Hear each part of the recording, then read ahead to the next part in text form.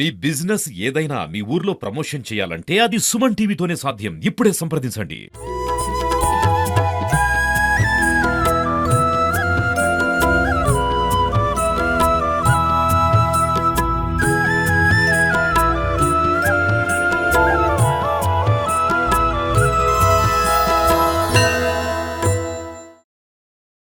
వెంకటాచల నిలయం వైకుంఠపుర నివాసం తిరుమల ప్రస్తుతం అలవైకుంఠపురాన్ని సంతరించుకుంది.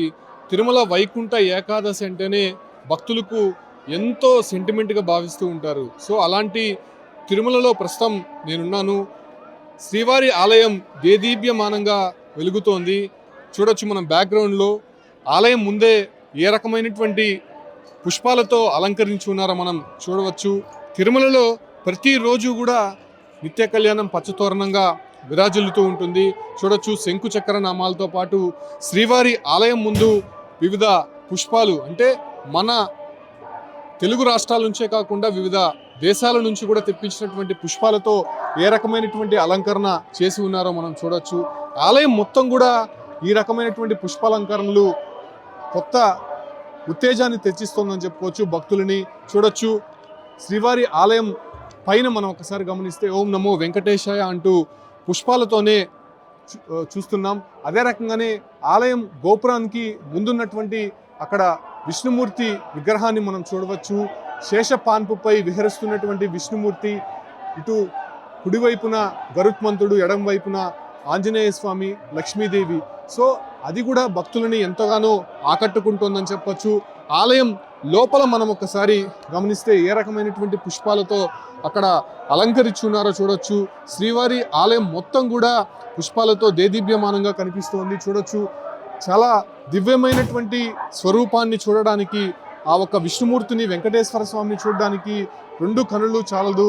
అక్కడికి వెళ్ళిన తర్వాత ఆయన్ని ఏ కోరికైతే కోరాలనుకుంటామో కంప్లీట్గా మైమరిచిపోయి ఆయన్ని చూస్తూనే అట్లా నిటారుగా నిలబడిపోతున్నటువంటి పరిస్థితులు మనం చాలా చూసాం. సో అటువంటి సందర్భంగా వైకుంఠ ద్వార దర్శనానికి సంబంధించి ప్రస్తుతం ఏర్పాట్లు టీటీడీ చేసిందని చెప్పొచ్చు.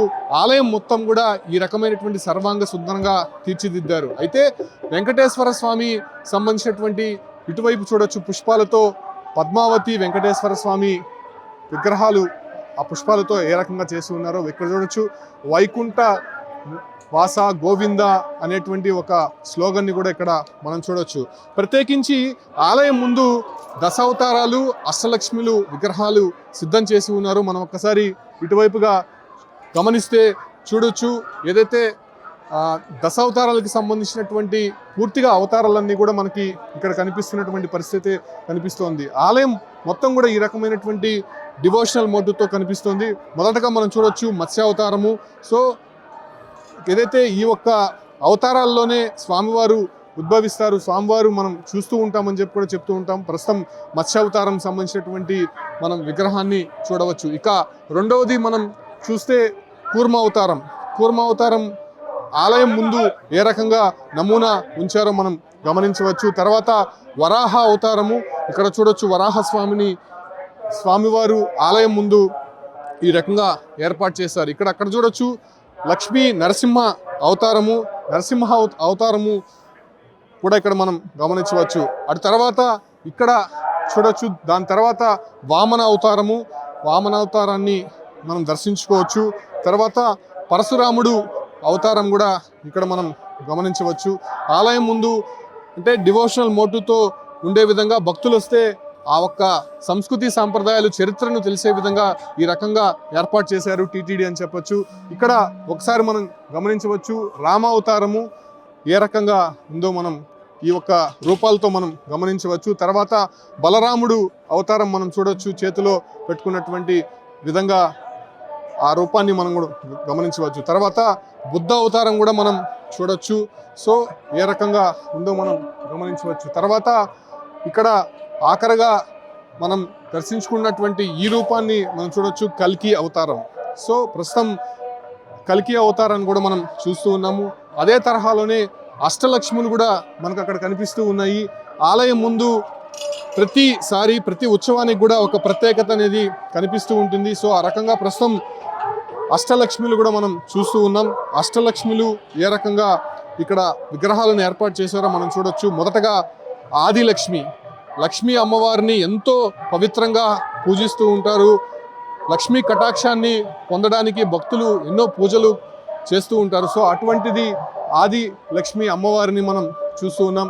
తర్వాత మనం ఇంకొక రూపాన్ని కూడా దర్శించుకోవచ్చు, ధనలక్ష్మి అవతారం. సో ధనలక్ష్మి అమ్మవారు ఏ రూపంలో ఉంటారో మనం ఇక్కడ స్పష్టంగా చెప్పొచ్చు. జ్ఞానలక్ష్మి అమ్మవారు. సో ఇక్కడ చూడొచ్చు, జ్ఞానలక్ష్మి అమ్మవారికి సంబంధించినటువంటి రూపం ఇక్కడ చూడొచ్చు. చాలా దేదీప్యమానంగా అమ్మవారు అనేది కనిపిస్తూ ఉంది. దాని తర్వాత గజ అవతారం, అంటే ఏనుగుని లక్ష్మీ కటాక్షంతో చూస్తూ ఉంటారు. సో అటువంటి గజ అవతారానికి సంబంధించినటువంటి ప్రతిరూపం కూడా అమ్మవారిది ఇక్కడ మనం స్పష్టంగా చూడొచ్చు.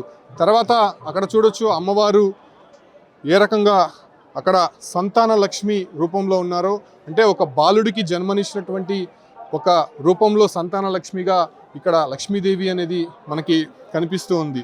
ఇక్కడ చూడొచ్చు ధైర్యలక్ష్మి, అమ్మవారిని ప్రార్థిస్తే పూజిస్తే ధైర్యం లభిస్తుందనేటువంటి ఒక సూచికతో లక్ష్మీదేవిని ధైర్యలక్ష్మిగా ఇక్కడ ఉంచినటువంటి పరిస్థితి చూస్తున్నాం. తర్వాత విజయలక్ష్మి.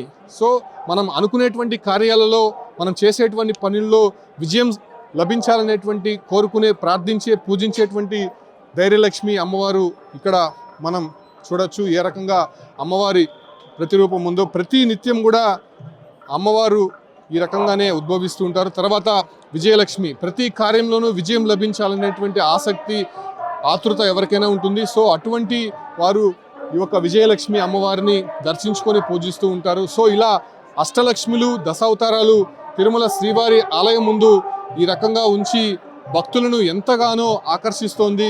ముఖ్యంగా తిరుమలకు వచ్చేటువంటి భక్తులను ఒక ఆధ్యాత్మిక భావనలో తీసుకువెళ్తున్నటువంటి దృశ్యాలు ఇవన్నీ కూడా కనువిందు చేస్తున్నాయని చెప్పొచ్చు. ఆలయం మొత్తం కూడా సర్వాంగ సుందరంగా తీర్చిదిద్దారు. 10 రోజుల పాటు ముక్కోటి వైకుంఠ ద్వార దర్శనానికి సంబంధించి టీటీడీ ఈ రకమైనటువంటి ఏర్పాట్లు తిరుమలలో చేసిందని చెప్పుకోవచ్చు. ఒక ఆధ్యాత్మిక భావన అనేది ఖచ్చితంగా కలుగుతోంది. 3 రోజుల పాటు వైకుంఠ ద్వార దర్శనానికి సంబంధించి ఇప్పటికే కొత్త ప్రణాళికతో టీటీడీ ముందుకు వస్తుంది. కాబట్టి తిరుమలలో ఈ రకమైనటువంటి వాతావరణం అంతా కూడా భక్తులని మంత్రముగ్ధులను చేస్తున్నటువంటి పరిస్థితి కనిపిస్తుంది.